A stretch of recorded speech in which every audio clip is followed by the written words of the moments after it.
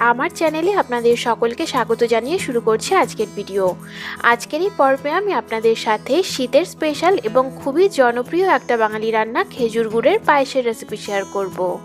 সামনেই পৌষ পার্বণ আসছে, আর এই শীতের সময় গরম গরম খেজুর গুড়ের পায়েস খেতে কিন্তু আমরা প্রায় সকলেই পছন্দ করি। তাহলে চলুন আর দেরি না করে এই খুবই সহজ এবং দারুণ স্বাদের খেজুর গুড়ের পায়েস তৈরির রেসিপিটা আমরা দেখে নিই।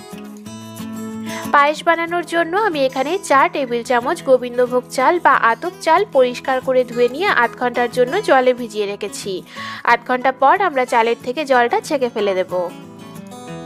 আর এখানে 10-12টা কাজু আর 1 টেবিল চামচ কিশমিশও আমি আধ ঘন্টার জন্য জলে ভিজিয়ে রেখেছি। পায়েস বানানোর জন্য আমাদের খেজুর গুড় বা পাটালি গুড় লাগবে। এখানে আমি 100 গ্রাম খেজুর গুড়কে মিহি করে কুচিয়ে রেখেছি, যাতে গরম দুধে দিলে গুড়গুলো তাড়াতাড়ি গলে যায়। 4 টেবিল চামচ